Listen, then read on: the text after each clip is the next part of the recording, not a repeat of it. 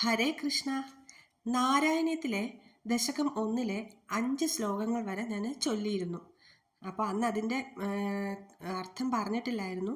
അപ്പോൾ ഇന്ന് ആ 5 ശ്ലോകങ്ങളും ഒന്നുകൂടി ചൊല്ലി ഓരോ ശ്ലോകത്തിൻ്റെയും അർത്ഥം പറയാം. ഓം നമോ ഭഗവതേ വാസുദേവായ. ഹരിശ്രീ ഗണപതേ നമ. അവിഘ്നമസ്തു. ഓം ശ്രീ മൂകാംബികായേ നമ. ഓം ശ്രീ ഗുരുഭ്യേ നമ. ഓം ശ്രീ രാധികായേ നമ.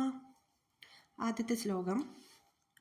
സാന്ദ്രാനന്ദാവബോധാത്മകമനുപമിതം കാലദേശാവധിഭ്യാം നിർമുക്തം നിത്യമുക്തം നിഗമശതസഹസ്രേണ നിർഭാസ്യമാനം അസ്പഷ്ടം ദൃഷ്ടമാത്രേ പുനരൊരു പുരുഷാർത്ഥാത്മകം ബ്രഹ്മതത്വം തത്താവദ്ഭാതി സാക്ഷാത് ഗുരുപവനപുരേ ഹന്തഭാഗ്യം ജനാനാം. ഏവം ദുർലഭ്യവസ്തുന്യപി സുലഭതയാ ഹസ്തലബ്ധേ യദന്യത് തന്വാ വാചാ ധിയാ വാ ഭജതി ബദജന ക്ഷുദ്രദൈവ സ്ഫുടേയം. ഏതേ താവദ്വയന്തു സ്ഥിരതര മനസാ വിശ്വപീഡാപഹത്യൈ നിശേഷാത്മാനമേനം ഗുരുപവനപുരാധീശമേവാശ്രയാമാം. സത്വം എത്തത് പരാഭ്യാമപരികലനതോ നിർമ്മലം തേന താവത് ഭൂതേർഭൂതേന്ദ്രിയസ്തേ വപുരുതി ബഹുശ ശ്രൂയത്തെ വ്യാസവാക്യം. തത്സ്വച്ഛത്വാദിദച്ചാദിത പരസുഖചിത് ഗർഭനിർഭാസരൂപം തസ്മിൻ ധന്യാരമന്ദേ ശ്രുതിമതിമധുരേ സുഗ്രഹേ വിഗ്രഹേ തേ. നിഷ്കമ്പേ നിത്യപൂർണേ നിരവധി പരമാനന്ദ പീയൂഷരൂപേ നിർലീനാനേകമുക്താവലി സുഭഗതമേ നിർമ്മല ബ്രഹ്മസിന്ധോ. കല്ലോലോലാസതുല്യം ഖലു വിമലതരം സത്വമാഹൂസ്തദാത്മാ കസ്മാനോ നിഷ്കളസ്ത്വം സകലൈതി വജസ്ത്വത്കലാസേവ ഭൂമൻ. നിർവ്യാപാരോപി നിഷ്കാരണമജ ഭജസേ യത്ക്രിയാമീക്ഷണാഖ്യാം തേനൈവോദേതി ലീന പ്രകൃതിരസതി കൽപ്പാതി കൽപ്പാതി കാലേ. തസ്യാ സംശുദ്ധമംശം കമപി തമതിരോധായകം സത്വരൂപം സത്വം ധൃത്വാ ദധാസി സ്വമഹിമ വിഭവാ ഗുണ്ടവൈകുണ്ഠരൂപം. അപ്പോൾ 5 ശ്ലോകങ്ങളും ചൊല്ലി ഇനി ഓരോ ശ്ലോകമായിട്ട് ചൊല്ലി അതിൻ്റെ അർത്ഥവും കൂടെ പറയാം. സാന്ദ്രാനന്ദാവബോധാത്മകമനുപമിതം കാലദേശാവധിഭ്യാം നിർമുക്തം നിത്യമുക്തം നിഗമശതസഹസ്രേണ നിർഭാസ്യമാനം അസ്പഷ്ടം ദൃഷ്ടമാത്രേ പുനരൊരു പുരുഷാർത്ഥാത്മകം ബ്രഹ്മതത്വം തത്താവദ്ഭാതി സാക്ഷാത് ഗുരുപവനപുരേ ഹന്തഭാഗ്യം ജനാനാം. അപ്പോൾ ഈ ശ്ലോകത്തിൻ്റെ അർത്ഥം എന്ന് പറയുന്നത് കാലത്തിനും ദേശത്തിനും എന്നിവയുടെ പരിധികളിൽ നിന്ന് നിശേഷം മുക്തമായതും 100,000 വേദങ്ങളിൽ പ്രകാശിപ്പിക്കപ്പെടുന്നതും ഒറ്റ നോട്ടത്തിൽ സ്പഷ്ടമല്ലാത്തതും ഏറ്റവും വലിയ പുരുഷാർത്ഥമാകുന്നതുമായ ആ ബ്രഹ്മതത്വമാകട്ടെ കണ്ണുകൊണ്ട് കാണുമാറ് ഗുരുവായൂരിൽ പ്രകാശിക്കുന്നു.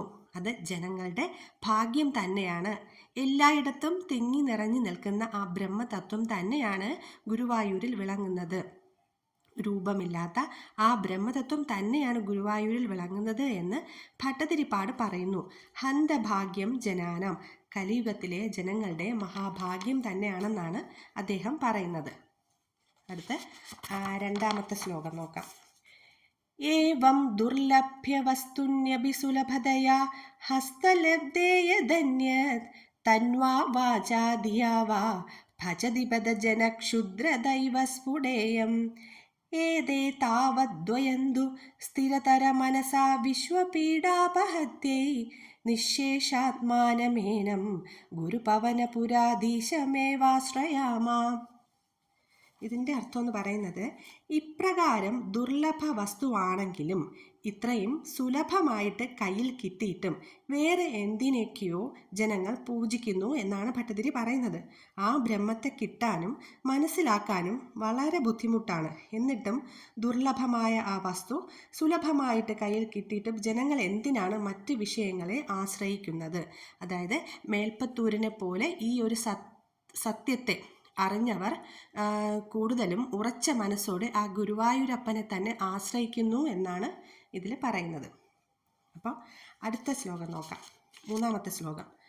സത്വം എത്തത് പരാഭ്യാമ പരികലനതോ നിർമ്മലം തേന താവത് ഭൂതേർഭൂതേന്ദ്രിയസ്തൈ വപുരുതി ബഹുശ ശ്രൂയത്തെ വ്യാസവാക്യം തത്സ്വച്ഛത്വാദിദച്ചാദിതപരസുഖചിത് ഗർഭനിർഭാസരൂപം തസ്മിൻ ധന്യാരമന്ദേ ശ്രുതിമതിമധുരേ സുഗ്രഹേ വിഗ്രഹേതേ. ഇതിൻ്റെ അർത്ഥം എന്ന് പറയുന്നത്, സത്വഗുണം മാത്രമായിട്ടുള്ള ആ രൂപം രജോ ഗുണം തമോ ഗുണം ഒട്ടുമില്ലാതെ നിർമ്മലമായ പവിത്രമായ സത്വഗുണം കൊണ്ട് മാത്രം ഉണ്ടായ ഭൂതങ്ങളോടും ഇന്ദ്രിയങ്ങളോടും കൂടിയതാണ് അവിടുത്തെ ശരീരമെന്ന് വ്യാസഭഗവാൻ പലയിടങ്ങളിലായി പറഞ്ഞിട്ടുണ്ട്. ആ നിർമ്മലമായ ശരീരത്തിനുള്ളിൽ ചിദാനന്ദ സ്വരൂപമായ പരബ്രഹ്മം തെളിഞ്ഞു വിളങ്ങുന്നു. ആ ഭഗവാനെക്കുറിച്ച് കേൾക്കുമ്പോഴുള്ള ആനന്ദം അത് ഉൾക്കൊള്ളാൻ കഴിയുന്ന പുണ്യാത്മാക്കൾ അങ്ങനെ ഭഗവാനെ പ്രാർത്ഥിച്ചു കൊണ്ടേയിരിക്കുന്നു എന്നാണ് ഭട്ടതിരിപ്പാടിവിടെ പറയുന്നത്. അടുത്ത 4-ാമത്തെ ശ്ലോകം നോക്കാം.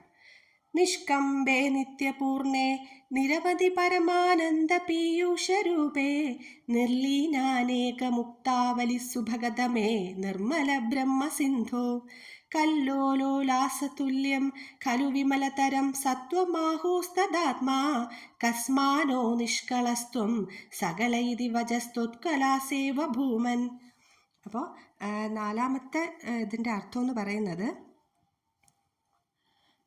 ഭഗവാൻ അതായത് ഇവിടെ സത്വഗുണത്തോടു കൂടിയ നിഷ്കളങ്കമായതും അവസാനമില്ലാത്തതും പരമാനന്ദ സ്വരൂപമായിട്ടുള്ളതുമായ ഗുരുവായൂരപ്പനാണ് ശ്രീലകത്ത് ഉള്ളത് എന്നാണ് ഭട്ടതിരിപ്പാട് പറയുന്നത്. അതായത് ഇവിടെ ഭഗവാൻ എന്ന് പറഞ്ഞാൽ പൂർണ്ണമായിട്ടുള്ളതും ചലനമില്ലാത്തതും അവസാനമില്ലാത്തതുമായ അങ്ങനെയുള്ള ഒരു സ്വരൂപമാണ് അവിടെ ഗുരുവായൂരിൽ വിളങ്ങുന്നത്. അതായത് ഇവിടെ സമുദ്രത്തിലെ തിരമാലകൾ എങ്ങനെയാണോ ഒരു സമുദ്രത്തിലെ ഒരിക്കലും അവിടുത്തെ ജലത്തിന് എന്തെങ്കിലും ഒരു കുറവ് വന്നിട്ടുണ്ടോ, അതായത് എവിടെയാണ് സമുദ്രം, അതിൻ്റെ തുടക്കം എവിടെയാണെന്നോ അതിൻ്റെ ഒടുക്കം എവിടെയാണെന്നോ അതൊന്നും നമുക്ക് അറിയില്ല. പക്ഷേ ഒരിക്കലും അതിനുള്ളിലെ ജലത്തിന് യാതൊരു കുറവും വന്നിട്ടില്ല. അപ്പോൾ അങ്ങനെയാണ് ഭഗവാനെ ഇതിലവരെ താരതമ്യപ്പെടുത്തിയിരിക്കുന്നത് എന്നാണ് ഇതിൽ പറയുന്നത്. ഇതിൽ ഒരു പീയൂഷ രൂപേ എന്ന് ഒരു വരിയിൽ പറഞ്ഞിട്ടുണ്ട്. അതായത് ഭഗവാനെ അമൃതിന് തുല്യമായിട്ടുള്ള ഇതെന്നാണ് ഇതിൽ പറയുന്നത്. ശരിക്കും അമൃത് തന്നെയാണ് ആ ഗുരുവായൂർ ശ്രീലകത്ത് വിളങ്ങുന്നത്. അപ്പോൾ അടുത്ത ശ്ലോകം എന്ന് പറയുന്നത്, നിർവ്യാപാരോപി നിഷ്കാരണമജ ഭജസേ യത്ക്രിയാമീക്ഷടാഖ്യാം തേനൈവോദേദിലീന പ്രകൃതിരസതി കൽപ്പാതി കാലേ തസ്യാ സംശുദ്ധമംശം കമപി തമതിരോധായകം സത്വരൂപം സത്വം ധൃത്വാ ദധാസി സ്വമഹിമ വിഭവാകുണ്ഠ വൈകുണ്ഠരൂപം. ഈ ശ്ലോകത്തിൻ്റെ അർത്ഥം എന്ന് പറയുന്നത്, ജനന മരണം എന്നിങ്ങനെ ഇല്ലാത്തതാണ് ബ്രഹ്മം. അങ്ങനെയുള്ള ബ്രഹ്മസ്വരൂപനാണ് ഭഗവാൻ. സൃഷ്ടിക്കണം എന്നുള്ള ആ ഒരു ചിന്ത ഉണ്ടാകുമ്പോൾ ബ്രഹ്മം പുരുഷനും പ്രകൃതിയുമായിട്ട് പിരിയുന്നു. പുരുഷ ചൈതന്യത്തിൻ്റെ ആ ഒരു നോട്ടം കൊണ്ട് പ്രകൃതി സൃഷ്ടി നടത്തുന്നു എന്നും ആചാര്യന്മാർ പറയുന്നു. കൽപ്പാതി കാലത്തിൽ ബ്രഹ്മരൂപത്തിലല്ലാതെ പുരുഷൻ തന്നിൽ നിന്ന് ഭിന്നയല്ലാത്ത പ്രകൃതിയെ നോക്കുമ്പോൾ പ്രകൃതി മായാരൂപത്തിൽ ഉദിക്കുന്നു എന്നുമാണ് പറയപ്പെടുന്നത്. മായ എന്ന് പറയുന്ന സത്വരജ തമോ ഗുണങ്ങളായിട്ട് രൂപം കൊള്ളുന്നു. അപ്പോൾ ബ്രഹ്മസ്വരൂപനായ ആ ഭഗവാനെ യാതൊരു തടസ്സങ്ങളോ അപകർഷതയോ ഒന്നും ഭഗവാനെ ബാധിക്കുന്നില്ല. അതുകൊണ്ട് തന്നെ ഭഗവാനെ വൈകുണ്ഠവാസി എന്ന് വിളിക്കുന്നത്. അപ്പോൾ അങ്ങനെ ഇന്ന് 5 ശ്ലോകവും ചൊല്ലി അതിൻ്റെ അർത്ഥവും പറഞ്ഞു. അടുത്തിനി ബാക്കിയുള്ള ശ്ലോകങ്ങളും അർത്ഥങ്ങളും അടുത്ത ഇതിൽ പറയാം. അപ്പോൾ എല്ലാവരെയും ഭഗവാനും രാധാറാണിയും അനുഗ്രഹിക്കട്ടെ. സർവത്ര ഗോവിന്ദ നാമസങ്കീർത്തനം. ഗോവിന്ദ ഗോവിന്ദ.